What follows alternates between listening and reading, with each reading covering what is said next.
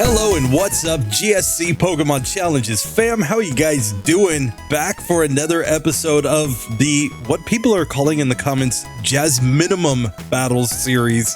But yes, we are taking on Jasmine, Chuck, and Pryce. I think their difficulty goes in that order in this section of the game. And today we're coming back with the 4th episode. We've already managed to get 15 Pokemon through this section. So far, only 2 Pokemon have been in the struggle section and 2 have failed. But today, I think we're coming in with some incredibly interesting challengers as we continue this.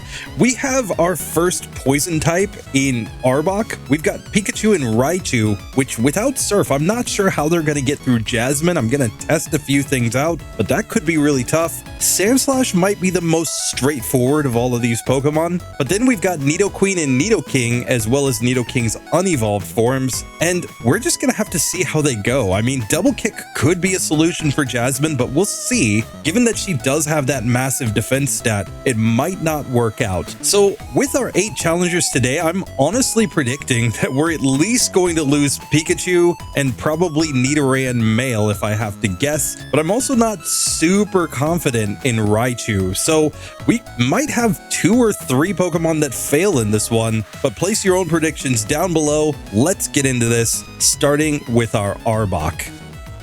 So coming in with Arbok, we finished the last section with Dig, Glare, Poison Sting, and Bite. We will be able to upgrade Poison Sting with Sludge Bomb, effectively getting our strongest same type move, and Dig should at least give us a strategy against Jasmine. The question is just, will it be enough? So I think this is a Pokemon that makes a lot of sense to start off going to the Rocket Hideout. Since we are a poison type, we don't really have to worry as much about poison types there, and I think getting access to Sludge Bomb will help out quite a bit when we get to Chuck and Pryce with this Pokemon. Now, one of the biggest things that we have going for us with Arbok is that it is a fairly fast Pokemon, meaning that at least in theory, it should be able to outspeed and get that extra hit on most opponents. And that should help us a little bit as we go through this one, especially I'm looking at things like the Black Belt Bros, where we might need that extra hit in order to get through. And we do have bite strats, so we do have a way to flinch opponents if we absolutely need to.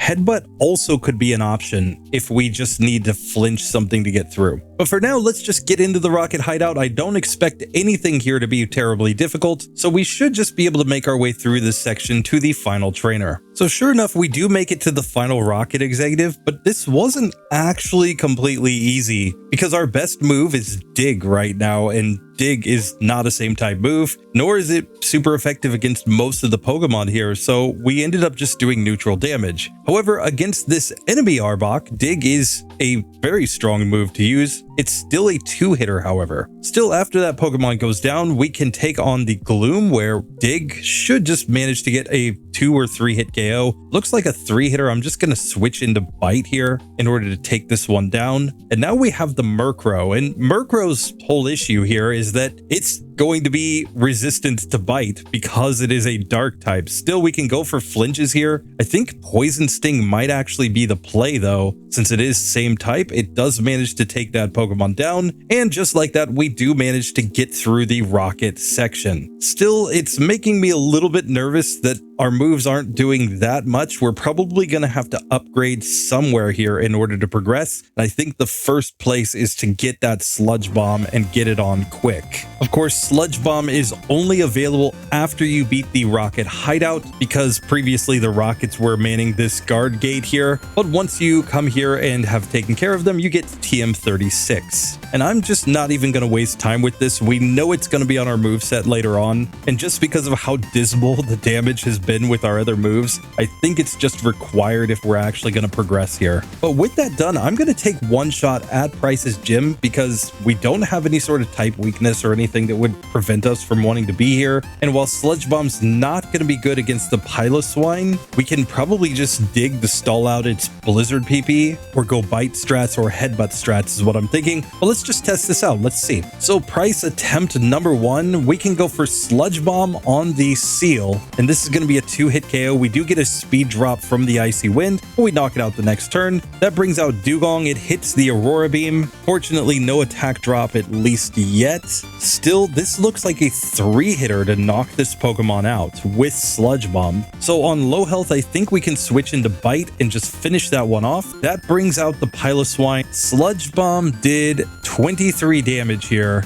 and Blizzard just ends us. So it may be a situation where Bite would have done significantly more. So I'm just going to test it out a little bit on that Piloswine. So here against Piloswine again, let's just see what Bite does. Bite does 20 damage, so it's actually weaker than Sludge Bomb. Let's see what Dig does, and Dig did 21 damage. So really, we're best off going for Sludge Bomb, except Bite allows us to get some flinches, and with the paralysis, that can actually be a good stack. Here we get a nice Blizzard miss, we get another flinch. Now he goes Fury Attack, but that's not enough. So on the second attempt, we actually beat Pryce. It wasn't that terrible to get through. I think Headbutt would probably have done even better there, given that it would be a physical move rather than a special move, and still neutrally effective on that Piloswine. But given that we don't really get anything good for that Pokemon, that was actually a pretty decent setup there, I think. Now I'm gonna make my way down to Chuck though, because honestly, even though Dig is super effective against Jasmine, I don't think she's gonna be super easy in this one. I think instead going to Chuck will give us a better chance of gaining some extra levels, especially since we're not terribly worried about his fighting type moves. And from the looks of things, I haven't done the Lighthouse yet either, so we'll go and take that on as well, just to gain a couple extra levels here before we actually take on any of these major gym leaders. But now entering Chuck's gym, of course, we have to take on the Black Belt Bros, and let's just see how they go with Sludge Bomb strats. First up, of course, we've got the Hitmonlee. I'm going Sludge Bomb, and it is just a 1-hit KO there against that Pokemon. So easy victory. That brings out Hitmonchan next. I think the strategy remains the same, just Sludge Bomb. It's not a 1-hitter, but this Pokemon really just doesn't have anything good, so we easily take it down. Bite was not enough to take it down from that range though, so we actually had to hit 2 more times. I just wanted to save some Sludge Bomb PP here, but clearly that was a minor mistake. Now, however, I don't think we're going to have any trouble with the rest of these trainers, so we should be able to make our way straight to Chucky Boy. So Chucky Boy, attempt number 1. Let's just see how he goes here. He leads off, of course, with the Primeape. I'm going to go Sludge Bomb, and that is going to be a 2-hitter. It just barely misses the 1-hit range. He uses Leer though, so no damage taken, though we will take a little more damage if we get a Dynamic Punch here. Now on the Poliwrath, I think it's worth going for Glare. Just in order to paralyze it, he might waste a turn using like a full heal here. Instead, he's just being fully paralyzed. So while we are asleep, we manage to wake up. He's fully paralyzed and we knock him out after that. So we get through Chuck with no damage. Just a massive amount of disrespect here. And I don't know that we actually need to learn Screech. I've said it before, but I don't think there are going to be any tough fights where we're actually going to be able to set up multiple Screeches on an opponent. And one Screech is just going to be the same as hitting them twice with a move. So I just see no way that it's actually super useful to us. So I'm going to skip Screech here as we beat Chucky Boy. And now I'm just going to continue to disrespect on him by going out and talking to his wife and getting a present from her. You know, I mean, she's talking trash about him being chubby too. Like, oh, what is with Japanese wives? Just saying, my wife definitely complains about me being chubby, so I feel Chuck's pain here. Anyway, with that done, we are ready to make our way back to Jasmine. Let's deliver the secret potion that she's been waiting desperately for. She had to make sure that we went and picked it up so that Officer Jenny wouldn't find her. But with that, we can make our way into the last gym for this episode. And let's just see if Dig is enough, because that has to be the strat. Obviously, Sludge Bomb can't work here. And that could be the major issue of these poison types, is not being able to use their best move in this gym. So we're just gonna have to see how it goes. Let's get into this. Jasmine, attempt number 1 on the first Magnemite. I don't think there's anything to do other than Dig, and sure enough, that will be a 1-hit KO with its 4x super effectiveness. So we can get through the first 2 Pokemon 100% of the time, and that brings us to Steelix. Now I'm going to glare at Steelix first in order to make it paralyzed. That will reduce the number of hits we take, and now we can see that Dig did 23 damage here, so that would be a 5-hit KO without a crit. This is like the only spot where I think Screech might have actually been really helpful. Still, we are getting some good damage. We got a critical hit there. She's being fully paralyzed an awful lot of turns, and we can survive 2 hits from that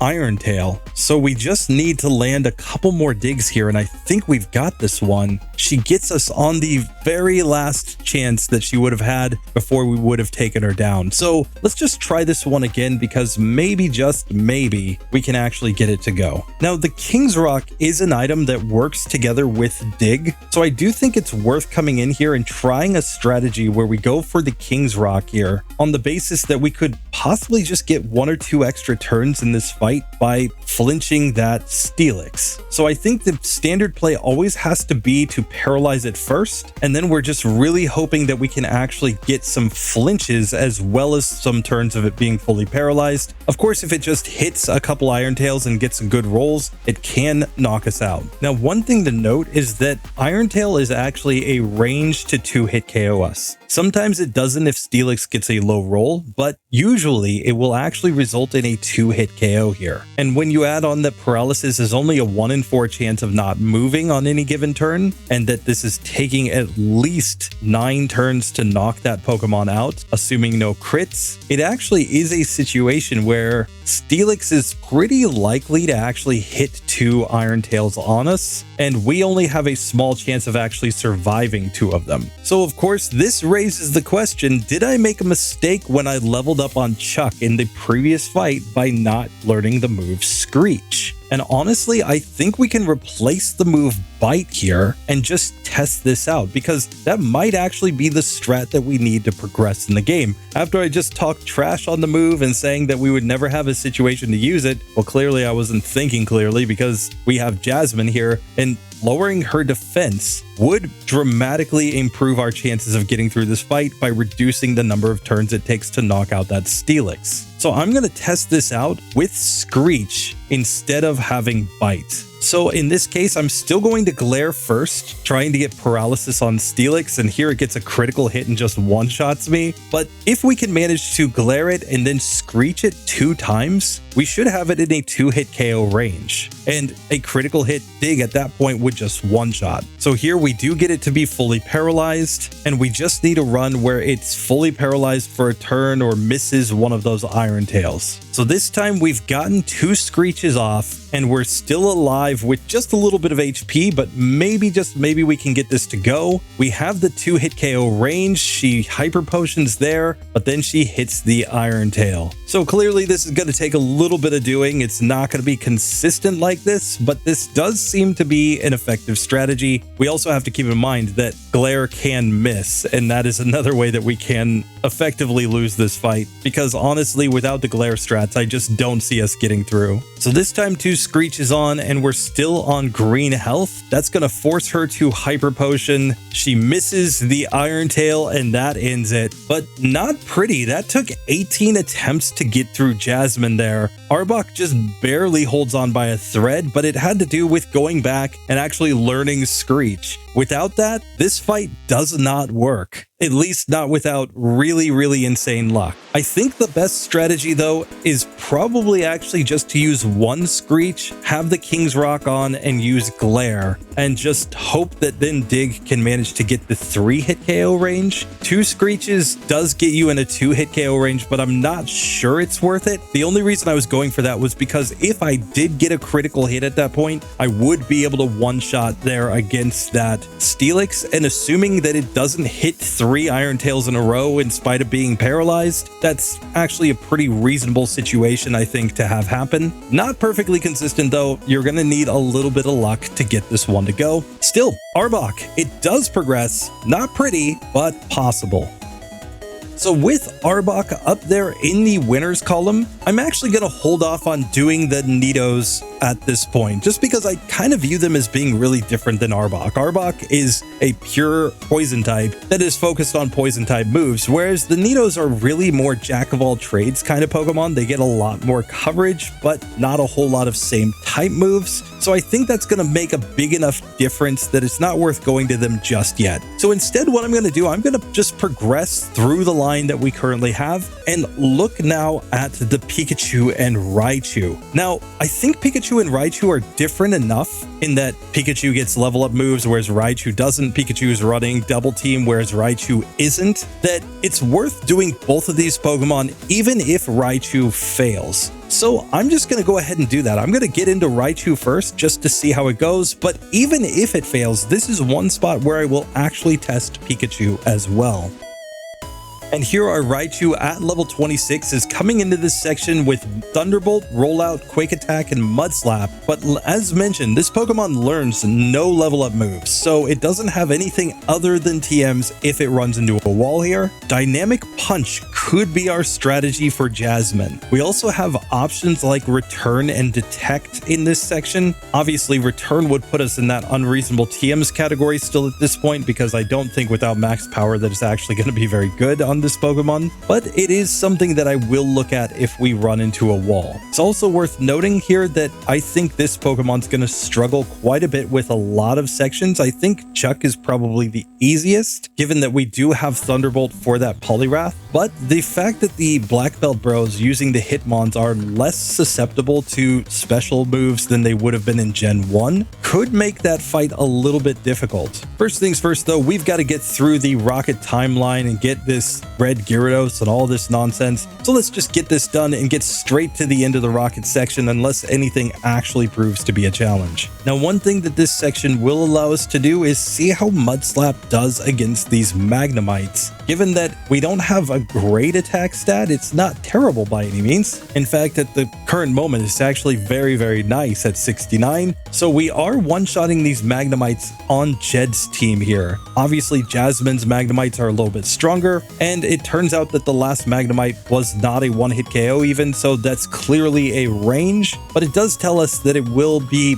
at least kind of reasonable to get through Jasmine's two Magnemites, so we're really just going to be worried about the Steelix there. Sure enough, we get through all the randos down here with no issues, so it's time for the final Rocket Executive. Thunderbolt is a super strong move. It does not one-shot here though, so we're still going to have to knock out the Arbok with something else. Obviously though, they're not going to want to use things like the Murkrow against us, and we can even set up Rollout here on the Gloom, knowing that it will be super effective against Murkrow as well, allowing us to get a very, very easy victory in this section. And with that done, we're ready to get through. Now, I might debate going to Pryce once, just because Thunderbolt probably will one-shot the first two Pokemon on his team. It's just the Piloswine that I'm worried about, because again, we don't have anything good there. Rollout is only going to be neutrally effective, and that's basically the best that we have to use there. Still, Pryce loves to give free victories, so who knows, maybe that is just going to be perfectly fine. So what the heck, let's just give him a try and see if it actually works out. So Pryce attempt number one, he leads off with Seal. We just go for Thunderbolt and one-shot that Pokemon. Piloswine comes out second, so here I think we have to go Rollout. Blizzard does less than half, though two Blizzards does have us on very low health. We get a nice critical hit though, knocking that Pokemon out. Dugong comes out and Rollout destroys it, so we actually win on the first attempt with Raichu. Even though he sent the Piloswine out second, Rollout was able to build up enough to make that a pretty trivial fight in the end, but that was probably kind of lucky to get that critical hit there. Still, one critical hit, it's within the realm of what I consider to be reasonable, so hey, we'll take it. It definitely would have been a very different story if we weren't surviving two Blizzards there, but because we could, even if it does turn out to be a range, I mean, he could also miss a Blizzard 30% of the time, so we would have had pretty decent odds of getting through that fight, I think. And now Raichu is another Pokemon that we never took to the Lighthouse, so we're coming down to this section with a few more battles to take, which will allow us to gain maybe one additional level before we go down to Chucky Boy. But because Dynamic Punch is pretty much our best attempt at Jasmine, I think we absolutely have to defeat Chuck first before we can even consider trying to take on that Steelix. So here we are in Chucky Boy's gym. We got to see how the Black Belt Bros go here, given their higher special stat. Thunderbolt against the Hitmonlee with a crit at least does get a one-hit KO, and with that I think we're perfectly fine, because it's not like anything Hitmonchan does is that scary. It will be a two-hitter. It goes for Ice Punch trying to cheese, but we easily win on the first attempt. So the rest of these trainers I don't don't think will be hard. Let's make our way straight to Chucky Boy. Now, of course, Primeape is the lead from Chuck. We're going to go for Thunderbolt here, and it does not get the one-hitter. This is a 2-hit KO. I'm just going to quick attack to knock that one out. Now we get the Poliwrath. Let's see what Thunderbolt does. It does manage the 1-hit KO, allowing us to win on the first attempt and get to level 33. Plus, we get Dynamic Punch, and now I think we have our strategy. I'm going to learn Dynamic Punch immediately because, again, we don't have anything else that's any good at all for Jasmine here. So I'm going to learn Dynamic Punch over Quick Attack because we could obviously get better normal type moves, and I just think this is the only play that actually makes sense in the next gym. So Jasmine, attempt number 1 incoming. Let's just see if we stand any chance here whatsoever. Now on the first attempt, I'm going to lead off by using Mud Slap on the Magnemites. I just want to see what the range is here. This is a 2-hitter. We get a nice Thunder Wave miss from the first Magnemite though, so that's perfectly fine. But still, Dynamic Punch is the way to guarantee that they go down. That brings out Steelix. Now here I think the only play is to go for the Mud Slap, hoping to get some misses. It only did 30 damage with the first Iron Tail, so in theory at least we can survive a few hits here, but we're going to set up all the Mud Slaps here to get its accuracy as low as possible. Now we're going Dynamic Punch, knowing that it only has 50% accuracy. Steelix does get confused, but obviously she's going to heal with a Hyper Potion right there, and then we miss the rest of our Dynamic Punches, so we don't have anything left other than really to go roll out here and hope that it builds up enough to do some sort of meaningful damage. And the only reason we could even go for that is because of the accuracy strats. So that was kind of bad. I think we need to get through the 2 Magnemites just with the Mud Slap here, basically owing to the fact that we're going to need those Dynamic Punches for the Steelix. So kind of like Pidgeot in the previous episode, I think we actually need to give our Pikachu the Paralyzed Cure Berry so that it has a way to get through the Magnemites while just using the Mud Slap without getting the Paralysis, because Paralysis is just a killer here. But with that Paralyzed Cure Berry, it is much easier to get to Steelix without any Paralysis on, and then we can go into the Mud Slap spam, and we have all of the Dynamic Punch PP left for this Pokemon, and now it's just about accuracy. So here we get Steelix to hit itself in confusion. It was all the way down at 4 HP before she Hyper Potions, but yet again, we actually need to land some hits here. Once again, it does become confused. We land another Dynamic Punch, so it is on fairly low health here, and now we need Rollout plus the confusion to build up enough that we're able to knock this Pokemon out, and we managed to get it on that attempt. So it only took 6 attempts to get through Jasmine there. Really not terrible, but it is pretty close, and that's probably a pretty lucky run right there. Accuracy strats is basically the only way you're actually getting through that fight. Otherwise, maybe by dropping a bunch of rare candies, we could get those Magnemites in a 1-hit KO range with the Mud Slap and maybe get the Steelix in a better range with Dynamic Punch, but it's just going to be all or nothing. You know, I mean, just flip a coin 5 times and see how many you actually land, you know. So your mileage will definitely vary with Raichu, but it does get the job done.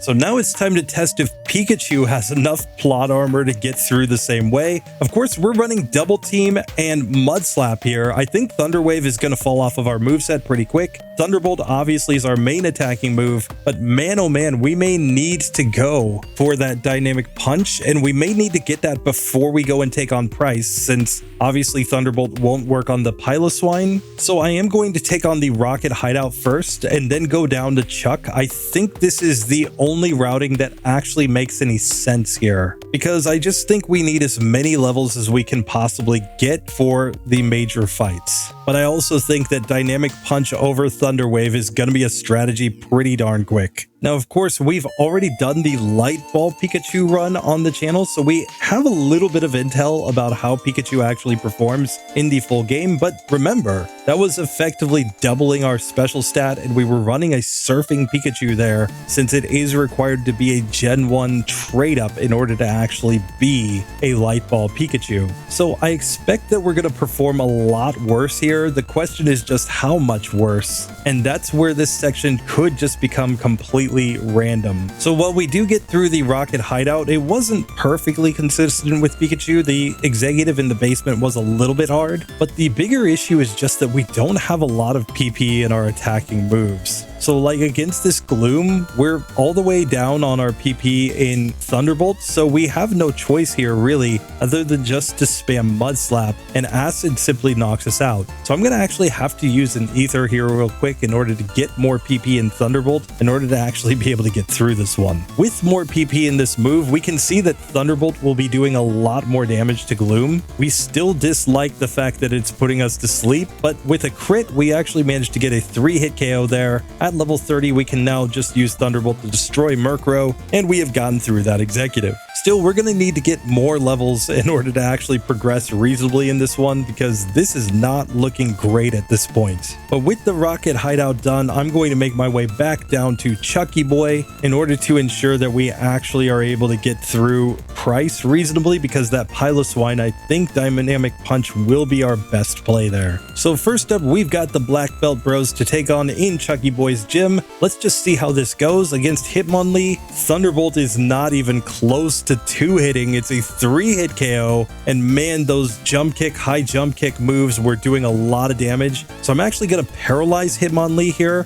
and then I'm going to go for double team, hoping to get a miss. But obviously evasion strats aren't nearly as good in this generation. Still, I honestly think this is the best that we can actually manage to do here. This time we get a nice crit though, allowing us to take down the Hitmonlee. That's going to bring out Hitmonchan next, and without healing here, Comet Punch does a lot of damage and we get taken down. So we clearly need a healing item in order to get through this one. This time we get a couple misses from the Hitmonchan, so we actually do manage to win, but that was not pretty. Pikachu was just getting beat up by a couple black belts. They were literally just jumping our Pikachu at the start of Chuck's gym. Clearly Chuck is running a very rough situation here. And even after that, it doesn't really look like we're one-shotting Pokemon. So this is a tough situation to get through. Pikachu is just too frail, and without the Light Ball, its Thunderbolt just doesn't really hit that hard. So honestly, this is making me really nervous about how we're actually going to do even against Chuck and his Poliwrath. We might need some luck here. Still, we won't know till we try, so let's get into the Chuck fight and see how it actually goes. So first attempt here, I'm going to go all in on attack. I'm just going to see how this goes without trying any setup. The Primeape is a 2-hit KO, but it misses a Leer, and we level up to level 32.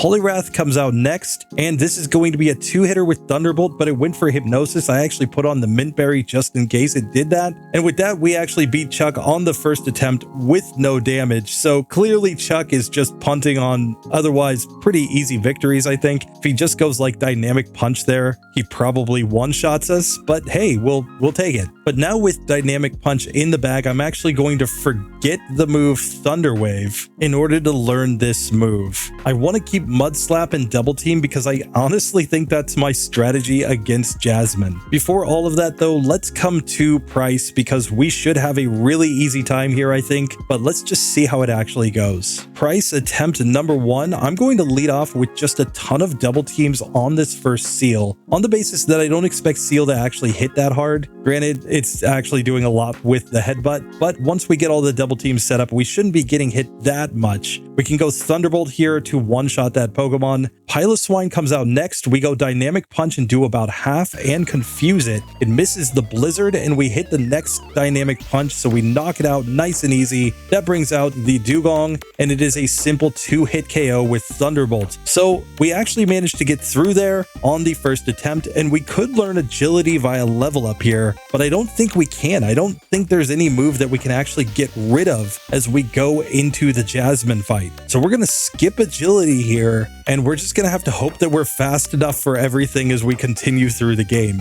Max DVs plus stat experience as we go through the game should help quite a bit, but it's definitely not guaranteed that this is going to be a good setup. For now, at least, I will make my way on up to Jasmine and give her her secret potion so that she will return to the gym, and we're just going to have to see if it is enough now to enable us to get through with this Dynamic Punch, and if we just go absolutely crazy on the evasion strats. But just like Raichu before, I'm actually going to give the Paralyzed Cure Berry here, because what I'm expecting to do is to actually set up a bunch of double teams on the first Magnemite, and hoping that that enables me to actually get through the fight. Let's see how it goes. So Jasmine attempt number 1, I'm going to Mud Slap once on the Magnemite and then go into the double teams. And we're just trying to get all 6 double teams set up right here on this Pokemon. Once we do, now we can just go for really anything, but Thunderbolt is, I guess, as good a play as any since it can only be used here on the Magnemites. We've already got a ton of evasion going on. We still managed to get paralyzed here, so not much we can do about that, but we have made it now to Steelix. Now, one thing about evasion and accuracy is that they do stack. Like, a lot of people think that, oh, it's like capped at -6. No, you can actually stack accuracy and evasion. So when you have 6 double teams and then you set up 6 Mud Slaps on a Pokemon, you've got it down to effectively like what, a 16-17% chance of actually hitting you with a 100% accurate move. So we really don't expect to be hit very often by the Steelix here. And now we can go into the dynamic punches. Still, we're missing a lot, and it does hit an Iron Tail and do massive damage. And now we don't have any PP left for really anything else. We just have to use up the rest of our Thunderbolt PP here. It is out of Iron Tails, fortunately, but we're going to end up having to struggle here in order to try to get through this Pokemon. So we are taking damage back. It's completely out of damage dealing PP though, so it's just using Screech and Sunny Day. So while this is an insanely tedious fight, as long as we can manage to survive with enough HP to this point, we're actually able to beat Jasmine on the first attempt. That is the first struggle Pokemon that we have seen in this section, but it's actually a legit struggle. Like, you actually used up all of the PP in battle against Jasmine in order to get to struggle, in order to take that Steelix down. But it all comes down to the fact that accuracy and evasion stack. You can use them together. It's not one or the other. It's not, you know, they both combine together only until 6 stages or something. No, by the time we've set up everything, it's a 0.33 times 0.33. It's actually what, an 11% chance of hitting with a 100% accurate move at that point. And then when you add on that she's only 75% accurate with Iron Tail, we've got her hitting like less than 10% there against us when we stack together all of the accuracy and evasion. So that was ridiculous. It probably shouldn't happen, but Pikachu just once again proves that it has the plot armor to make anything work. And with that, it is moving on in this challenge. Now, of course, my overlay wants to automatically put Pikachu into that OPTM struggle section, but I don't think that's actually legit because Pikachu actually used up all of his PP in battle. That struggle section was made for Pokemon that had to use up PP against wild Pokemon or somehow get to struggle by manipulating their PP. So I feel like Pikachu does belong in the legit pass column, but tell me what you think down below. Still, with that done, it's now time to move on to Sandslash, the pure ground type. And this might be the only case in this episode where we're actually gung-ho to go to Jasmine first and put off both Pryce and Chuck until later on because of our type weaknesses. Let's see how this goes. And we are coming into this section with Dig, Defense Curl, Headbutt, and Slash. Rollout strats are a possibility, as is Dynamic Punch. So I think those are the types of strategies we're going to attempt here as we go through this one, and let's just see how it actually goes. I think there's nothing better to do than the Rocket Hideout first though, just to gain those extra levels. And of course, Sandslash gets through the Rocket Hideout with no difficulties whatsoever, so it's time to take on the last executive, and this shouldn't be too hard of a fight, I don't think. She leads off, of course, with Arbok. We're just going to go for Dig right here, and since it's super effective and stab, it's a one-hit KO. Gloom comes out next. I'm going Slash here, and the critical hit one-shots, and that brings out Murkrow. The only play here is to go Slash, and we get another one-hit KO with a crit, so that was really not a challenge whatsoever. But now with this section done, I think the correct play is to go take on Jasmine immediately. I will try the randos inside of Chuck's gym just to maybe gain one extra level, but I just don't think we're going to do nearly as well against Chuck as we'll do against Jasmine. I could turn out to be completely wrong here though. So if Jasmine isn't working, of course, I think Chuck is our next best bet since we do have really good defense and we're only weak against Surf from the Poliwrath. Pryce is the one I think we honestly have to put off the longest, and we may end up replacing the move Headbutt with Rollout there in order to use the Defense Curl Rollout strat in order to get through. First up though, I will take on the Black Belt Bros where we're just going to go for Slash here. It's going to be a 2-hitter on Hitmonlee, but that was a very easy victory. Now on Hitmonchan, we can just go with anything, honestly. I'll Dig here. It's going to be a 2-hitter with Dig. It Ice Punches, but that still didn't do nearly enough damage to actually scare me, and we get through on the first attempt. And with all those randos done, we are at level 31 now as we get ready to go back and take on Jasmine. This certainly isn't the most efficient routing. You'd much rather get access to Fly so that you can move around the map more easily, but hey, it works for us at least for now. So now as we come into the Jasmine fight, I don't think we have anything to worry about with paralysis, so I'm going in with the King's Rock here. Let's see how this goes. First up, she leads off with the Magnemite, which it can hit Sonic Boom but can't really do much else here. I'm just going to Dig though and take this Pokemon down nice and easy. We get to level 32 off of that first one. Now against the Steelix, I'm actually going to use Defense Curl a couple times to increase my defense. So its Iron Tail did only 20 damage. Now Dig from us did 35 damage. This is going to be a 3-hit KO with this move, assuming no crits. Now, of course, she will heal with the Hyper Potion. There's nothing we can do about that. But if we can get 1 or 2 Iron Tail misses, we're basically going to be golden here. She goes for a Screech even, allowing us to just knock her out on the first attempt here. And the Magnemite number 2 comes out just to get destroyed. So clearly using a couple defense curls there does make sense just to reduce the damage of that Iron Tail. But after that, it's not actually that hard to get through that fight. But with that done, I think our next best play is to go take on Chuck. He's only got 2 Pokemon and only one of them has super effective moves against us, as opposed to Pryce where everything is super effective against us. I think this is the best way to go, but let's just test it and actually find out if that's the case or not.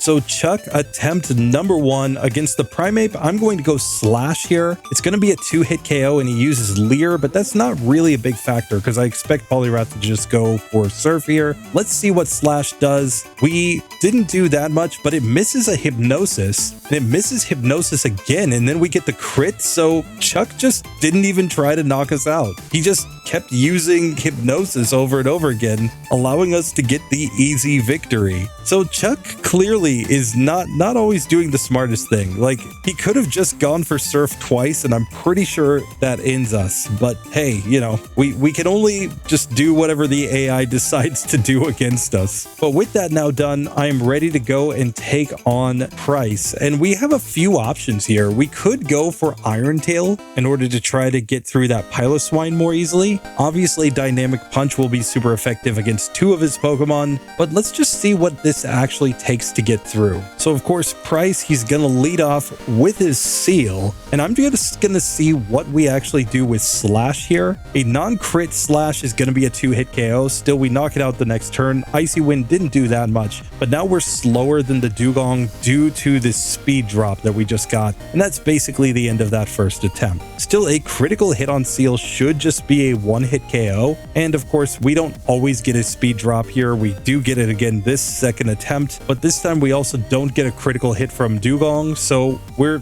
at least getting closer here. We're gonna need some crits to get through at this point though. So I honestly think the better play might be to go for the Rollout strat. I'm gonna replace Headbutt with Rollout and just see if we can build it up enough on the first Pokemon that we can then just sweep through everything else. So I'm gonna set up Defense Curl first. Of course, we're gonna get Icy Wind, but then we can go Rollout. It's obviously not super effective here, but we did manage to flinch the Seal once. Out comes the Dugong and we got no speed drops, so we just one-shot there against the Dugong. Then we miss on the Piloswine and it hits the Blizzard, so definitely not working that time, but if we can get similar luck, we should be able to get this one to go. This time Seal instead is going for a Roar Beam and it got an attack drop on us, and that took us down to really low health. We still managed to get through Dugong, and we actually managed to one-shot the Piloswine as well. So in spite of the fact that we had the attack drop from the first Seal, because it didn't use Icy Wind and we never got our speed lowered, This was actually an incredibly easy fight on this second attempt with rollout. Pryce just clearly doesn't want to win. He's clearly ready to retire, and he's just like, hey, just get me out of here, kid. Beat me so that I can just give up on this whole gym leader thing. Clearly. And with that, we have completed this section with Sandslash. Not really as bad as I thought it would be, but that's partially because Chuck just completely punted on even trying to beat us. Not sure what he was trying to do there. Luxe, or Luxe perhaps, based on the spelling. Tell me how to pronounce it correctly, but they have joined and decided to save this Sandshrew. Sandshrew, of course, failed in the Rival 2 section. Essentially, it got through Bugsy just fine. I guess I shouldn't say just fine, but it managed to get through. The problem was that this Pokemon is really, really slow. At this point, it only has 22 speed, which is slower than the Rival's Bayleaf. So when we got to Bayleaf, it simply used Razor Leaf and destroyed us. However, we might be able to sneak through with the moveset that we have been given here: Swords Dance, Rock Slide, Rage, and Earthquake. The logic being pretty simple, we just Swords Dance a bunch of times on the first Ghastly, so that hopefully everything after that is a one-hit KO. And if we get really desperate, we might give this Pokemon the Quick Claw in order to just reset for the luck to outspeed one time on that Bayleaf and actually be able to knock it out. But let's get into this and see how it actually works. So first up on the Ghastly, I'm going to start setting up Swords Dance right here. It's going for Hypnosis, but it misses 3 in a row. That was very nice. Now it licks and we go Earthquake and just one-shot that Pokemon. That brings out the Bayleaf. It goes Razor Leaf and we get completely destroyed. And we can see Bayleaf has 28 speed. We have only 22 speed, so there's no way that even a single level up would be enough to get us through this Pokemon. So we need a different strategy here. And that is where, as a channel member, we're going to allow a special held item. Let's add on the Quick Claw. Obviously, transferring held items is something that you could do legitimately by just trading between cartridges, etc. So this is technically legit, even if it's no longer a true solo challenge like from the start of the game. I still think we can get this to work. So here, as long as we don't get knocked out by the Ghastly, we should be just fine. I'm just going to take the opportunity to set up all the Swords Dances no matter what, because at the end of the day, we're just relying on a Quick Claw here to activate on that Bayleaf and allow us to hopefully knock it out. Anything other than the Quick Claw is basically just game over on this one, because we know we won't have a chance to actually get through. This time we do get the Quick Claw to activate, but we do not one-shot against the Bayleaf with the Rock Slide. It actually survives. And since technically Earthquake and Rock Slide are the same power here, this is pretty bad. But then we get a Quick Claw again to just knock out the Bayleaf on the next turn. Oh, that was ridiculous. Oh, that shouldn't have happened. But once we get to the Zubat, it is just a simple Rock Slide to get through. Still, I'm going to say Pango is looking pretty lucky here to get back-to-back Quick Claws on the Bayleaf after failing to knock it out. And keep in mind, I think we flinched as well there. That was god-tier luck. Oh man, Luxe, you are far too powerful for this game.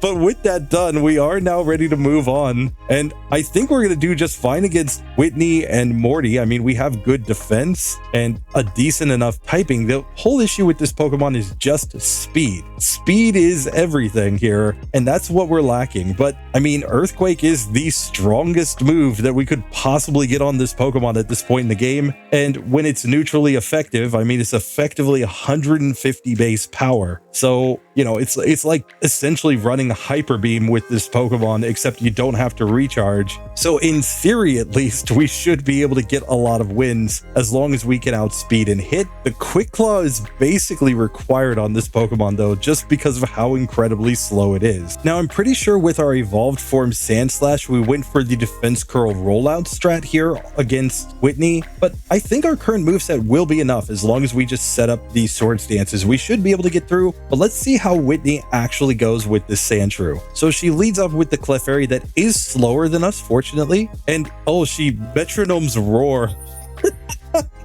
Oh, we have to reset just because of her getting like the perfect metronome move to ruin our run. but when we get Devil Slap, it's not really going to do that much. Leech Life also isn't very scary, but I'm going to set up all of the Swords Dances here and then go into my Earthquake. We get the nice one-hit KO. Then on the Clefairy, Miltank starts to roll out, but we resist the move and one-shot with Earthquake. So Whitney, no problem. Easy, easy, easy victory. But now we have another potential problem because we have to go and fight against rival number 3. If this were Pokemon Gold and Silver, we could technically just skip the rival 3 fight. You don't have to go in the Burn Tower in Gold and Silver. It's only in Crystal where they made that required. And what that means is that in theory, at least, we could be in trouble here. We are going to need desperately to outspeed on that Haunter. Magnemite will be very, very easy. Again, Zubat shouldn't be an issue. It's all about that Bayleaf and that super effective Razor Leaf that we're really scared of with this Pokemon. I think we're going to have to go to the Lighthouse to gain some extra levels. Even that might not be enough to get our speed high enough, and we may just be in a situation where we're resetting for Quick Claw luck again.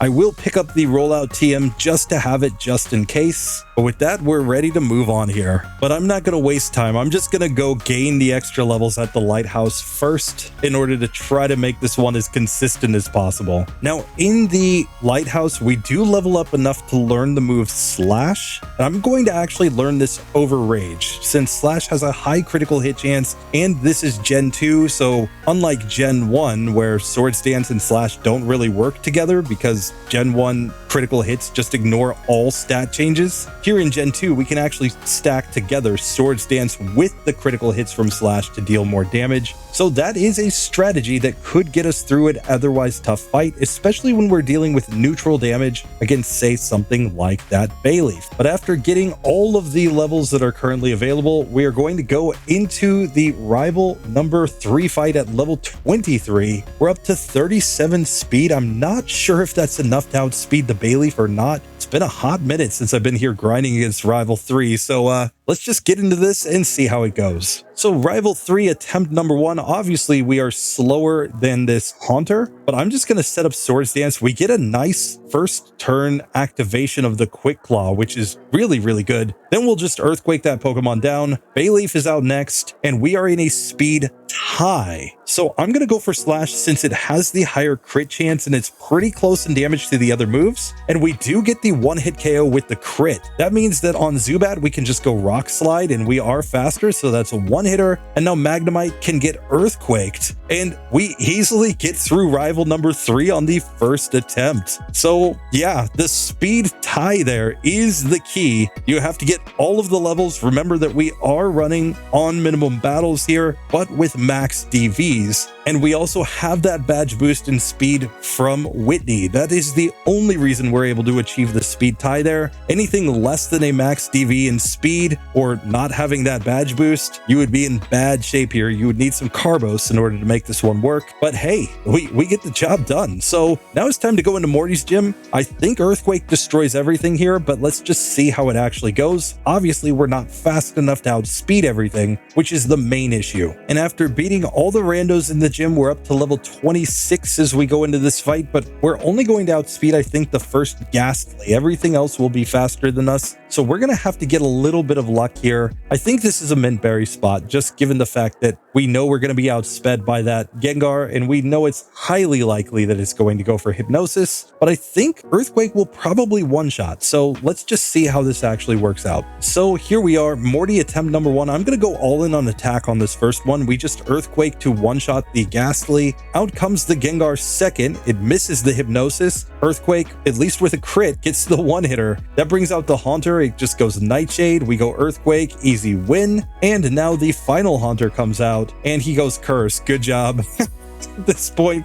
there was nothing to worry about. Oh, Pango. Pango? You got to tell me how to say it properly, but I'm going to say Pango in this one because he's delivering the pain.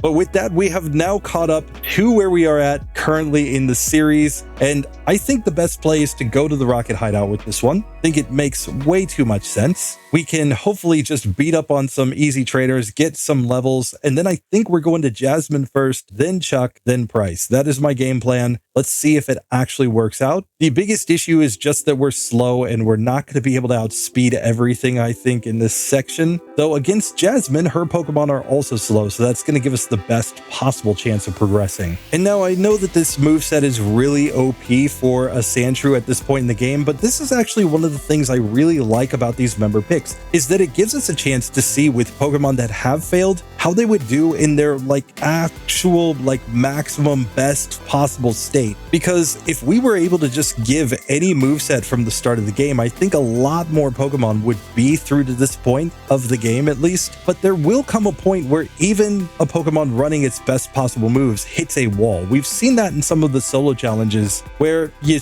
get to something like Lance or Karen or Will or something, and suddenly, just based on typing or based on the fact that you don't have enough coverage on your moveset, you actually start to get destroyed by opponents, even when you're running a max DB's Pokemon with its best possible moves. It leaves really the only thing to investigate in the future being vitamins and optimizations on Pokemon, which is something that I definitely want to dive into in the future. But for now, in this minimum battles series without vitamins, but with member picks being able to give some of these really OP movesets, it's just always interesting to see how much better a Pokemon becomes when it's actually running these types of really strong moves. And in the case of Sandshrew, it goes from being completely impossible to needing a Quick Claw on Rival 2, but then actually being able to get through to this point without too much difficulty. And now I expect no difficulties in the Rocket Hideout, so we should be able to make our way straight to the end of this section. And as expected, Sandshrew just destroyed everything here, so we're ready to get to the final fight against the Rocket Executive, where I think we have all the moves we need. So let's just see how this goes. She leads off with the Arbok. Obviously, we just go Earthquake right here and one-shot that Pokemon. Gloom is out next, and it's interesting to look at our moveset and see that in neutral situations, obviously Earthquake is the strongest move by far. So we should just go Earthquake on this Pokemon. It's going to be a two-hitter still, we'll just slash it down from there, but really not a bad situation. We will not learn Swift here as the Murkrow comes out, and here we have to go for the Rock Slide because of the fact that it's our best move against flying types. But now with this section done, we are ready to make our way to the actual gym leaders. I'm going to go ahead and just take on Chuck's gym rando trainers one time, and then we will make our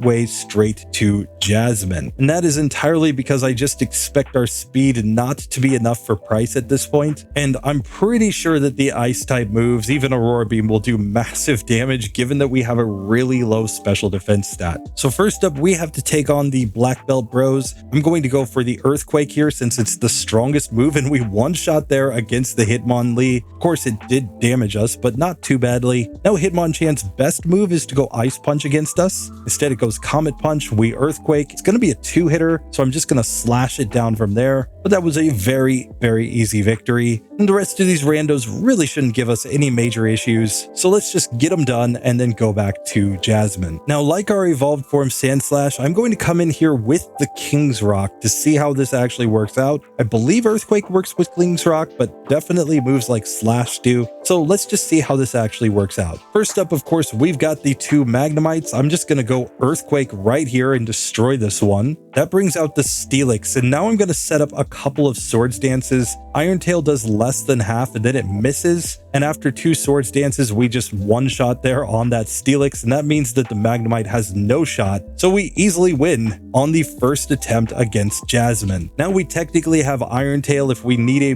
better move for Pryce, but I'm going to stick with my moveset as it is for now and make my way down to Chucky Boy, where I think we just set up the Swords Dances on the first Primeape since it has no super effective moves. And then the question is just, do we outspeed against that Poliwrath? If not, we're going to have to use possibly a Quick Claw there in order to get through, but it depends on whether or not Surf is one-shotting us. If Surf is not a one-hit KO, then it won't be guaranteed to use that move against us. So let's just get into this fight and see if it actually works out. Chuck attempt number 1, he leads off with the Primeape. I'm just going to set up my Swords Dance right here. He leers one time at me, but after a couple Swords Dances, I can guarantee that the Primeape is a one-hit KO. That's not the Pokemon I'm worried about though. I'm worried about this Poliwrath, and we are 1 point in speed slower than this Pokemon, so we get destroyed. The Quick Claw is going to have to be the play here. With a proper Quick Claw activation on the Poliwrath, we should just be able to one-shot after setting up here on the Primeape. That's my strategy. Let's see if it actually works out. So I'm going to set up all the Swords Dances here since it's really just an all or nothing. Of course, we take down the Primeape, but we need the luck here, and we get it on the Poliwrath, one-shotting, getting us to level 33. We have defeated Chuck on the second attempt. Called my shot. Knew that I was going to get that Quick Claw. Not really. I was just like, I was ready to sit there and reset for a hot minute to get the Quick Claw to activate, but hey, it works. But with that done, we are now ready to make our way to Pryce. We do have Rock Slide to be super effective against that Dugong, but like I said, Earthquake is still effectively the same power in a super effective situation, and of course, Piloswine is only neutrally affected by Rock-type moves, so it's a situation where I think we just go Earthquake the entire way. Let's see if we can set up on the Seal in order to just get the sweep. So Pryce attempt number 1. We are faster than Seal, so I'm going to set up the Swords Dance right here. And Aurora Beam's doing damage, but it's not doing that much. We did get an attack drop there, but now Earthquake should just one-shot. Let's see if we are in a... Yes, we are faster than the Dugong, so Earthquake, one-hitter. That brings us to the Piloswine. We're at +5 attack right now, and it's still enough to just one-shot there. We were faster than all of Pryce's Pokemon. So once again, Pryce basically just wants to retire. He's like, get me out of here. I'm not even winning against Sandshrews anymore. Clearly this guy, he's just trying to get that pension, guys. That's all he's trying to do. But we may have ended his career a little early in this one.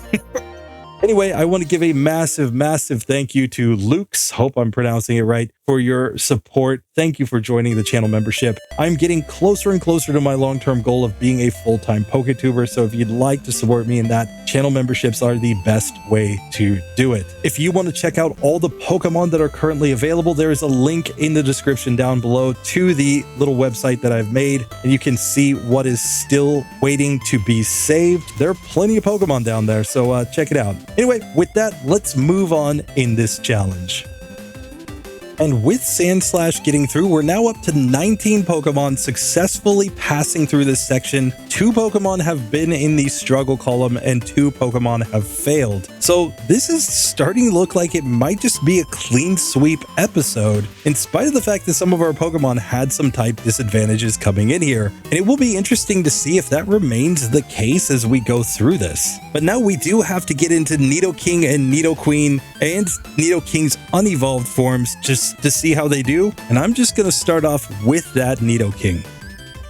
And Nidoking is coming in with Mudslap, Thrash, Double Kick, and Headbutt. It's a kind of interesting moveset. We will learn things like Surf and Dynamic Punch here, and we could even go for things like Thunder Punch or Fire Punch to help us when we get to the fight against Pryce. So there are actually a ton of options available for this Pokemon. The question is just what is the best way to get through. I'm going to once again lead off by going to the Rocket Hideout because I just think this is the easiest way to progress. But here with access to Thunder Punch and Fire Punch, we may just want to go straight to Pryce and just get what is hopefully a very easy victory. For now though, I expect that the underground Rocket Hideout really just poses no issue for us. So let's just get straight through this section to get as many levels as we can. And sure enough, Thrash is basically enough to one-hit or two-hit every single Pokemon in this section. So we get to the final Rocket with no issues with our Nidoking. So let's just see how this fight actually goes. Here we can honestly do anything. Thrash is going to be a two-hit KO on Arbok, but it will take it down nice and easy. Murkrow comes out next and nearly easily gets one-shot with a Thrash. We'll just headbutt after that to knock that Pokemon out. Now out comes the Gloom. We are confused here, but it's not like Absorb does that much. It does put us to sleep though, and that's kind of bad because we're letting it heal. Still, we wake up and Thrash just destroys that Pokemon, so really no issue to get through that entire section. But now with that done, we effectively have a little bit of leeway to work with our moves here, because Mud Slap, while it is a same type move, is by far and away not our strongest move by any means. And we can also replace the move Headbutt at any time because it's just a TM, but I don't want to go too far on changing things up. So what I'm actually going to do is just replace the move Headbutt with the move Thunder Punch. And the logic here is actually pretty simple. Number one, like I said, Headbutt, we could just go and buy the TM and relearn it at any time if we actually need to, but it's also because this is going to be super effective against Chuck's Poliwrath and super effective against the first two Pokemon here on Pryce's team. We obviously have Double Kick as a super effective move against the final Piloswine, so I think we at least have a shot here to get through this gym. Let's just see how it actually goes. So Pryce attempt number one, I'm going to Thunder Punch on the Seal. It's going to be a 2-hit KO, but it doesn't get a speed drop, so that's perfectly fine by me. Now on the Dugong, we get a critical hit, but it's still not a one-hitter. I'll just Double Kick after that. Now on Piloswine, Double Kick is the only play, and Blizzard takes us down. So we didn't get through on the first attempt, and it looked like Double Kick would probably be even a 3-hitter, or rather 3 turns in order to knock out that Piloswine. I want to test this just a little bit more though. Let's see what Double Kick does on the Dugong instead. It's still going to take 2 turns to knock this Pokemon out, but we do manage to get the luck to get that to go. Now I'm actually going to Mud Slap once on Piloswine to reduce the accuracy of its Blizzard, and we actually managed to survive a Blizzard here and just Double Kick that Pokemon down, getting to level 33. He didn't even heal his Pokemon because it was still on too high HP. So going for a single Mud Slap, then for back-to-back Double Kicks, at least with a max DV's Nidoking, is a legit strat there to get through that Piloswine. And of course, if we went down to Chuck's gym and fought all the randos in there just to gain an extra level, we would probably do even a little bit better there. We might just need the 2 Double Kicks in order to get through Piloswine. But with that done, I think our next best play is to just go and take on Jasmine. Obviously, we've got Double Kick and Mud Slap on the moveset. I'm keeping Mud Slap at this point just because I think it might actually be useful, for example, as a strategy to get through the Steelix by lowering its accuracy before we go into the Double Kicks. Obviously, it's not going to take great damage from Double Kick because of its massive defense, but it's still at least a strategy to try there. But before I even mess with that, I'm going to come into the gym here in Cyanwood and just fight against these randos, starting with the Black Belt Bros, where I think here we can just go Thrash on Hitmonlee. It's a 1-hit KO, and that's going to bring out the next of the bros here with the Hitmonchan. And this is a 2-hitter. It uses Ice Punch. It really didn't matter. We easily get through. We should be able to crush the rest of these trainers before we go back and try our first attempt at Jasmine. And sure enough, we just completely crushed all of those trainers. But I'm going to put off Chuck for the very last in this one because he is the one I actually feel a little bit scared of with that Poliwrath. So instead, let's go try our hand at Jasmine and just see if she is easy enough to get through or not at this point. We at least know that we don't need to worry about paralysis because Thunder Wave cannot affect a ground type Pokemon. Of course, we would love it if our Nidoking could actually learn the move Dig, which would give us a really strong same type move here, but we're just going to be stuck with what we've got. Let's see how it goes. So Jasmine attempt number 1, I just go Double Kick on the first Magnemite. We get the 1-turn KO there. That brings out the Steelix, where I'm going to start Mud Slapping here. Its Iron Tail did pretty good damage, taking us just a little over half remaining. So I think we absolutely need the accuracy strats here with our Mud Slaps, because just 3 hits there is enough to knock us out. Still, we can easily get through the Magnemites on the second attempt, and we're just banking completely on getting misses thanks to the Mud Slaps here. Once we get her on fairly low health, I will go for the Double Kick just to see what kind of range we can get here. And it looks like it's going to take 4 turns of Double Kick in order to to take this Pokemon down. In fact, it survives, so we just have a sliver to take off. I'll just Mud Slap it down there, and on the second attempt, we defeat Jasmine with no issues. So with that done, we are now ready to go back down to Chuck, and let's just see how he goes. This fight is one of the main reasons why I decided to put on the Thunder Punch, and it may or may not actually matter. We'll just have to see. First things first, against this Primeape, I think our best play is to go for Double Kick, just because Thrash would lock us in. It misses a Leer, so we knock it out on the first attempt. That brings out the Poliwrath. We go Thunder Punch. It does well over half, and we just knock it out on the next turn because Surf was not enough to one-hit KO us. So Chuck goes down nice and easy, and Nidoking is progressing in the game on minimum battles. And with Nidoking through, of course, we've got to check in on Nidoqueen. She's coming in with a very similar moveset, except using Body Slam and Tail Whip. Didn't even go for the Headbutt strats, but Body Slam is pretty good. Obviously, it will allow us to potentially get some paralysis, and that could be a strategy that allows us to get through a lot of fights. And otherwise, we're looking at a lot of the same strategies being available here. The first stop, though, will be the Rocket Hideout, yet again, just to gain extra levels. Being in the medium solo level up group, of course, we're going to get a lot more levels than most Pokemon in this section, which makes it a lot easier, even with some type disadvantages. So, of course, we reach the final battle in this section with no difficulty whatsoever. And here we can really do anything. I'm just going to Mud Slap on the Arbok since it's super effective, even though it's not a particularly strong move. We will now go for Body Slam on the Murkrow and just get an easy one-hit KO. And we'll Body Slam here on the Gloom, also one-hitting with a crit. Not sure if it mattered or not, but we easily get through that fight. And the Rocket section just gave us a bunch of extra levels. But now with that done, I'm going to learn a little bit from what we just had with Nidoking. Obviously, Pryce wasn't perfectly consistent, so I think the best play is actually to go down to Cyanwood, get the Secret Potion,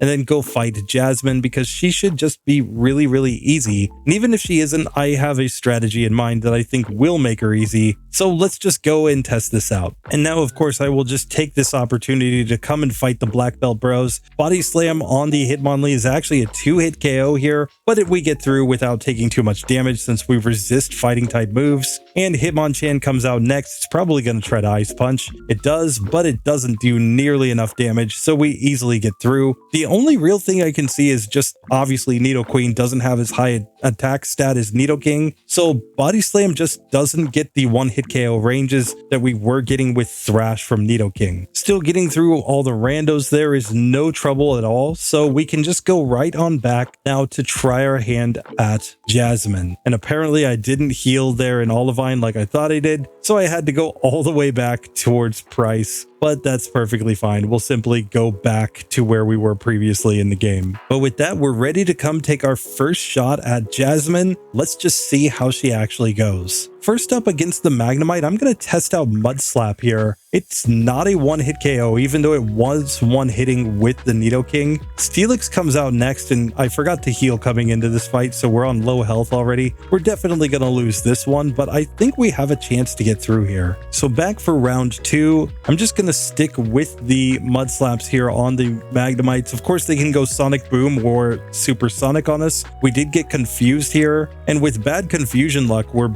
just going to get wrecked. But it's just because we aren't guaranteed to one-shot there, and Double Kick wouldn't one-shot either because it's effectively weaker against the Magnemites than what we were just dealing with the Mud Slap. So now that Steelix comes out, I'm just going to spam all the Mud Slaps that I can on it in order to deal as much damage as possible. And now I'm even going to Tail Whip it a couple times before going into the Double Kick. Now with Double Kick, this looks like it might just take 2 more hits, and sure enough, we knock Jasmine out on that attempt. So really not bad to get through that gym, but now we have to figure out how to progress through the rest of this section. Of course, if we had struggled more with that fight, we could always have just thrown on Surf, which probably would have been fine for that Steelix, but without even using that, we were able to progress through that section of the game. So now I'm actually going to go down to Chuck because we can get access to Dynamic Punch. That could be like a last-ditch effort strat against Pryce, especially given the fact that we're seeing that we don't deal as much damage as the Nidoking did.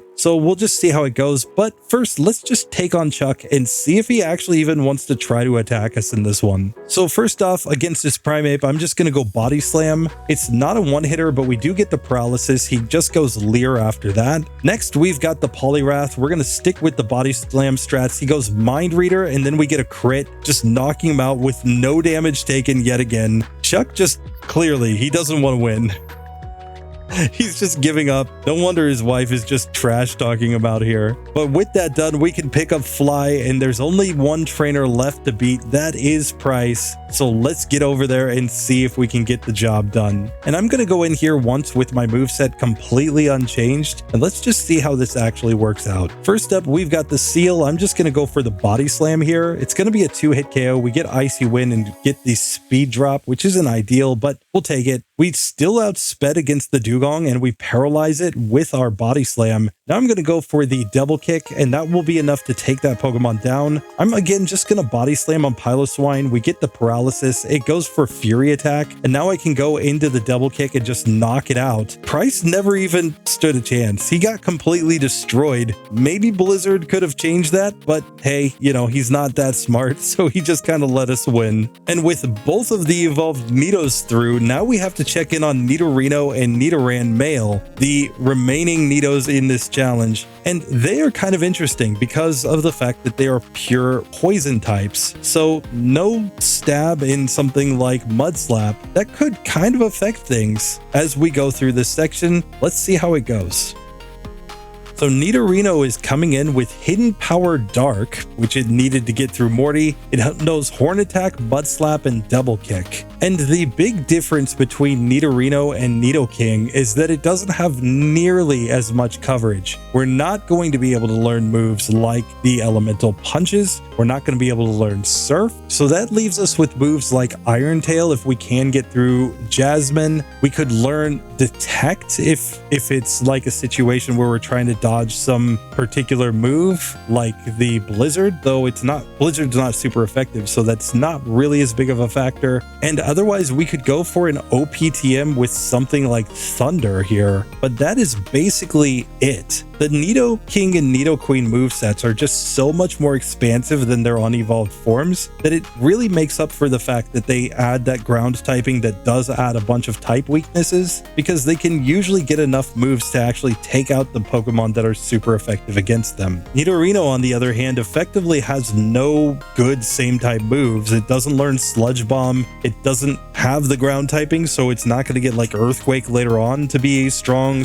same type move. It's basically just stuck running a bunch of non-same type moves throughout the entire run, unless you really want to carry Poison Sting for some reason. Still, we managed to get through to the end of the Rocket Hideout with no difficulties with our Nidorino. So let's just see how this fight actually goes. Against the Arbok, I'm just going to go for the Horn Attack. It's basically our best move at this point. We could upgrade this with something stronger, but for now, Horn Attack is two-shotting there against the Gloom, and against Murkrow, we'll just stick with the same strategy. Once again, it's just a 2-hit KO. We easily managed to get through that fight. And now, because we have no type weaknesses, I think this is actually a good spot to go straight to Pryce. He can obviously try to, lower our attack or lower our speed with his moves, but I don't think they're going to hit quite as hard as they did against our evolved form. So let's just see how this actually goes. So Pryce, attempt number 1, I'm going to go for the Horn Attack here on the Seal since it's not weak against fighting. This is an easy 3-hit KO. Now we will Double Kick on the Dugong, but this is going to take 3 turns to knock this one out,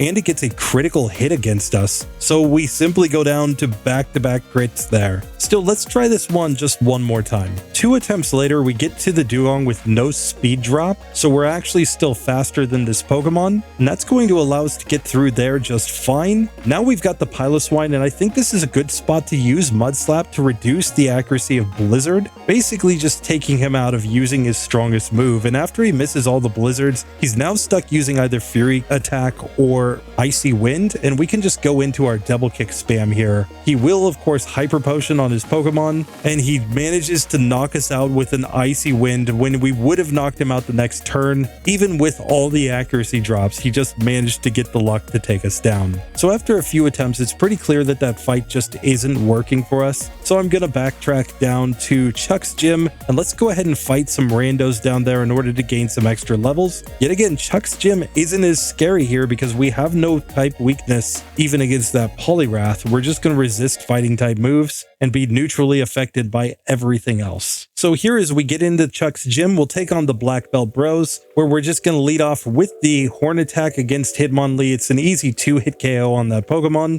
This time Hitmonchan has nothing super effective, so it's just going to randomize with all of its moves, I think. It's looking like a 3-hit KO, but still there's no question that we're winning that fight. And with basically no difficulty, we get through the rest of the gym, so we're just ready to take on Chuck himself. Let's see how this fight actually goes. So Chuck attempt number 1, we're just gonna go Horn Attack on the Primeape. This is a 2-hit KO. We get leered, which isn't great, but it's not the end of the world either. Now on Poliwrath, we are faster, but Horn Attack did only 27 damage here. This looks like it's gonna be a 4-hit KO with this move. Still, he misses Hypnosis twice, even after using Mind Reader, so that just gives us the free victory against Chuck. Gen 2 is gonna Gen 2, where even after using a move like Mind Reader, the AI still has a 25% chance to miss their status moves. So hey, we'll just take the easy victory. It's time to go back to Jasmine and see if we can take her down, and then we'll go back to Pryce at the very end here, I think. Now, of course, against Jasmine, we trade having a same type attack bonus with Mudslap for just having it be 4 times super effective. So this may be a spot for a Paralyzed Cure Berry, but I also think a Gold Berry could be the way to go here just to heal some HP. Let's just see how this actually works out. Jasmine attempt number 1. I'm going to go Mudslap on the Magnemite. This is a 2-hit KO, but we do manage to knock that Pokemon out. Let's just see what Double Kick does here. It is in fact enough to get the 1-turn KO there. That brings us to the final Steelix, where the only strategy is going to be to spam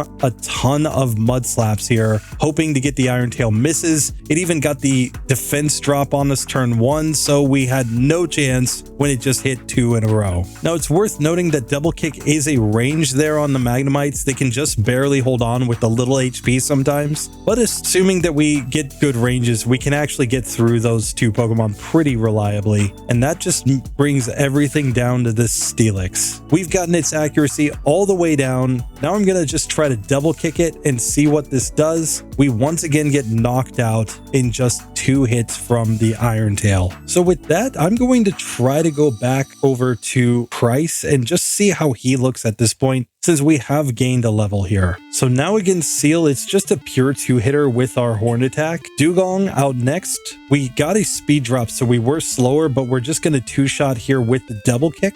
Now against Piloswine, we heal with the Gold Berry. Let's just see what Double Kick does. It does nearly half, and that almost gets the 2-turn KO. He goes for the Hyper Potion here, and we've got him all the way back down on low health. He misses a Blizzard, and we win. So after going through Chuck's gym, Pryce really wasn't that bad. Now it's all just about Jasmine though. Now we did manage to gain a level in that last fight, so we're a little bit stronger. Let's just see what that actually does to our ranges here. First up, against the Magnemite, I obviously came in without healing, but we can see that now it looks like a guaranteed 1-turn KO with the Double Kick. That brings us to Steelix, and we're probably losing this fight since I didn't heal coming in. 1 Iron Tail will just end us, but that tells us that we did get some small amount of improvement. So back to Steelix again. I'm once again going to go for the strategy of lowering its accuracy as much as possible, and only when I have it on -6 I will try to go back into the Double Kicks in order to knock this Pokemon out. We can't stop her from using the Hyper Potion, unfortunately, but she misses on low health, and that allows us to get through here, the first attempt where we actually came in properly healed after Pryce. So yeah, Jasmine wasn't actually that bad to get through in the end, but that could have just been a lot of luck. We're gonna have to see how we actually do with the Nidoran male. This is where this one might get really tough. Now, Nidoran male already added on the move Thunder in the last section to get through, as well as Hidden Power Dark. So this could be a situation where we do a little bit better against Pryce and against Chuck because of that Thunder. As long as it hits, it could give us a pretty significant advantage against some of their Pokemon. But it also tells us that the stats of our Nidoran male were so bad that it actually needed more help to get through that last section, which makes me really nervous. So we're definitely going to take on a bunch of rando trainers first in this, though again, we have a justification for at least trying Pryce once, since Thunder will be super effective against the Seal and Dugong, and that just leaves us needing a little bit of luck on that Piloswine. First things first though, we've got to clear out the Rocket Hideout, so let's just see how this actually works out here. So we do manage to make it to the end of the Rocket Hideout with our Nidoran male, but it was not pretty. We were actually struggling to get through the executive in the basement yet again, all due to the fact that we just don't really have great moves going on here. We can go Thunder on the Arbok and it's effectively our best move, but even that is a 3-hit KO on that Pokemon. That brings out the Gloom, against which really like Hidden Power Dark is the best that we can do right now with this current moveset. Fortunately, we resist Acid and Absorb, so we don't have to worry too much about this Pokemon, but still, we do knock it out. We get to level 30, and now Thunder on the Murkrow is a 1-hit KO. We get through the final executive on the first attempt, but I'm actually feeling even less confident based on how we performed in that section. Still, Pryce should at least give us some chances, so let's just go check him out. So let's just see if this old man can pose any real difficulty for us. First off, against the Seal, the strategy is clearly Thunder. It is not a 1-hit KO. We get the speed drop and there was nothing we could do about it. We knock it out the next turn though. That brings out the Dugong, and honestly, I'm just not sure what to do. I think that we're best off still going for Thunder here. It does a little less than half. We get the Paralysis though, and that will allow us to knock that Pokemon out. Now Piloswine just outspeeds and hits us with a Blizzard and we go down. So clearly that's not looking great because of the fact that we didn't even get close to one-shotting here against the Seal. I'm going to use one accuracy drop just to see maybe I can get through without the speed drop, and I do. So that brings me to the Dugong where I outspeed. Thunder is still the same situation of it's going to take 3 hits to knock that Pokemon out no matter what we do. And now let's just see ranges here on the Piloswine. We did 36 damage, so this would be a 3-hit KO, or rather a 3-turn KO with our double kick. Still, after a bunch of attempts, it's pretty clear that that fight is not working. So we're just going to make our way straight down to Chuck's gym. Hopefully we can beat the randos in there and gain enough levels to actually make some of these fights possible. But I'm feeling very nervous going forward. Fortunately, thanks to our type resistance against fighting type moves, we are able to get through the randos in Chuck's gym just fine. Now the question is how we do against Chuck himself. I'm not sure what kind of range we're going to get against the Poliwrath, so we're really going to have to test this one out. Chuck attempt number 1. I think there's nothing better than Thunder against Primeape. It turns out to be a 3-hit KO though, so we have to knock it out at the end with a Mud Slap. That brings out the Poliwrath. I missed the Thunder. I hit the next one and it does just about half. This is really going to depend on damage ranges here. We get put to sleep though, unfortunately, and that guarantees that we lose the first attempt. So Mint Berry is the solution, I think. Let's just see if that is enough to get us through. So here, unfortunately, we're just missing a bunch, so we get really bad ranges on the Primeape. But let's see how Poliwrath goes now with the Thunder. We do about half yet again, but on that low health, it just goes for Surf and knocks us out. We can't miss that many times on the Primeape. Now, since we know this is effectively a 3-hitter, I think we should Mud Slap once to lower its accuracy, then go for the Thunders twice in order to knock that Pokemon out. That gets us through the first Primeape with no damage whatsoever. Now we can go Thunder on the Poliwrath. It goes Mind Reader, but we just knock it out the next turn. So when we actually hit things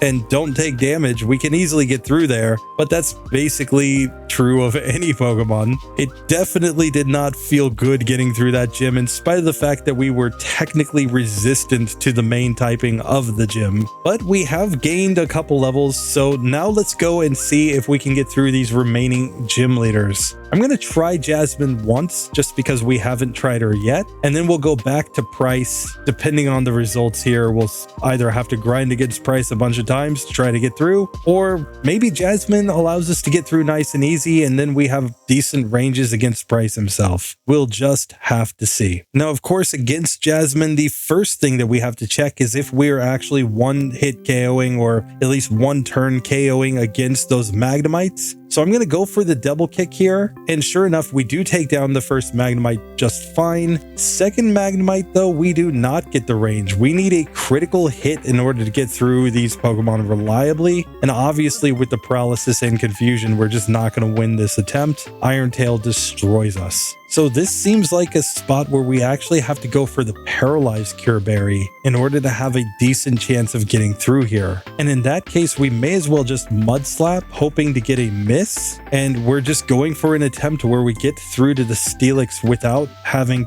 Thunder Wave on us, which unfortunately doesn't work out the next attempt. Still, we do knock out the second Magnemite on full health. So let's just see what the range looks like. We can see Steelix did like 70% damage to us with a single Iron Tail. So a Goldberry would not be getting us through here either, because we would simply be taking way too much damage. And it turns out if the Magnemites just go Thunderbolt on us, we just get two-shot by that move. So this is looking insanely inconsistent to actually be able to get through this fight. So our first attempt that we actually make it to Steelix without any paralysis, it just doesn't matter. We're on low enough health that it just one-shots us the first time it actually connects. Now, of course, Double Kick is affected by the King's Rock, so it is a strategy that we should try in both of these fights, just to see, maybe, just maybe, that gives us what we need to actually get through. Of course, that precludes us from using the Paralyzed Cure Berry here to avoid getting paralyzed by the Magnemites, so we're going to need to reset for luck where we don't get that paralysis. That's definitely not working there on Jasmine, so we're going to have to go and try this strategy instead on Pryce. So back to Pryce, at this level, Thunder still does not one-shot against the first Seal. That means, of course, that Dugong is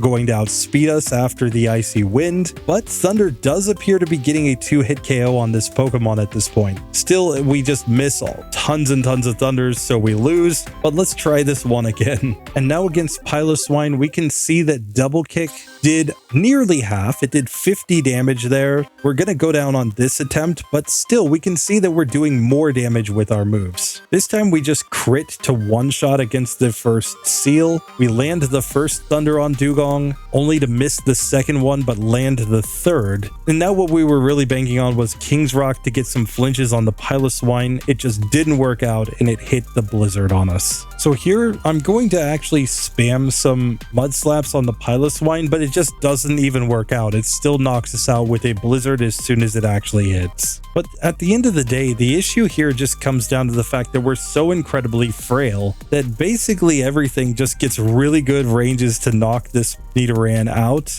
and we don't really have any good way of countering that. So at this point, I think the only strategy that's left to try here is something like Return, just because it would allow us to do better neutral damage, I think. Still, we managed to get to Piloswine on green health this time, and it goes missed, and we get a nice flinch finally there. And after the Hyper Potion, if he doesn't knock us out with Blizzard, we actually get a win on this attempt. That felt very lucky, but hey, we'll take it. We finally managed to get through Pryce just as I was getting ready to give up on that one. But we've already taken 34 resets in this section of the game with this Nidoran male, and we still have to get through Jasmine. And again, in this fight, there's really just nothing that we can do other than hope to get enough accuracy drops / flinches in order to get this fight to go. I'm not sure that this is actually going to be reasonable. I'm going to give it like a good 10 attempts here. If that's not working, we're going to have to start thinking about rare candies. At this point, we're at least not getting the range this time to even knock out one of the Magnemites with our Double Kick. Still, with a level or two, we would probably be getting through these first two Pokemon without any major issues, and that could change the entire complexion of this battle. But it does seem pretty consistent that we're not getting through with that. So I'm going to switch into the Mud Slap strat here. We managed to get through to Steelix with no paralysis, and we have the King's Rock on, so we could get some flinches. And I am going to go all in on the Mud Slaps here. Again, it's only going to take 2 hits from that Iron Tail to knock us out, but after using up all of our Mud Slaps, we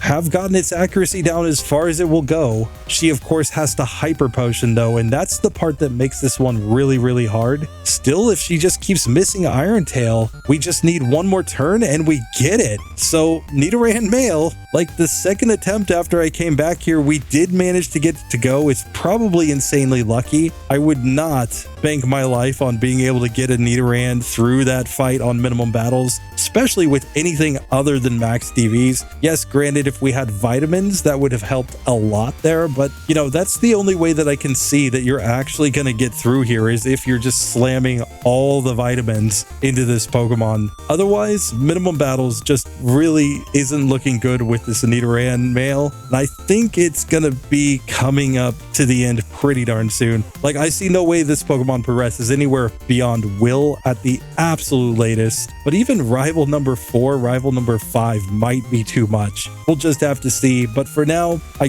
guess we'll let it through.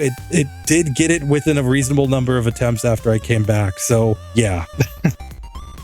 So with that section done, we are now up to 21 Pokemon successfully getting through this section. Because Nidoran and Nidorino were using moves like Hidden Power Dark, they do go down into that unreasonable TMs category, but we should definitely keep in mind Nidorino was far better than that Nidoran male, and I would say both of them are technically better than the Pidgeot and the Fearow that had to use rare candies here. So even though they're all in the same category, they're definitely separating out a little bit as far as quality goes. And those 2 fails that we currently have, we've definitely got some pretenders in other sections here. I see no way that, for example, Nidoran male is going to progress that much further in this run. But who knows? Maybe I could be wrong. Maybe we just got through that and we will find a strategy that gets us through guys like Will later on. I'm not sure.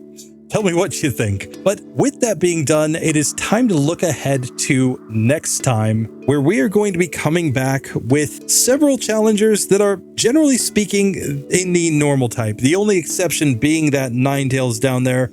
We're going to be running the entire Clefairy line and the entire Jigglypuff line, including their babies that are still technically alive in this challenge. That's going to be kind of ridiculous. These Pokemon get so many moves that I think they're going to be able to find a way through. And honestly, the strategies are probably going to be pretty straightforward in this next episode. So we're going to add in our member pick Vulpix next time, as well as throw in our Growlithe to do a comparison. And since I've got Growlithe, I'm going to use my Arcanine to scout ahead to the next section, the Claire section, because I actually think that's going to be incredibly interesting. So next episode is going to be a little bit bigger of an episode with a total of 10 Pokemon, but like I said, I think the strategies honestly are going to be pretty straightforward. If anything, I'm worried about the babies. Everything else, I think we can find a way to get through. But tell me what you think, and with that, I will see you in the next one later.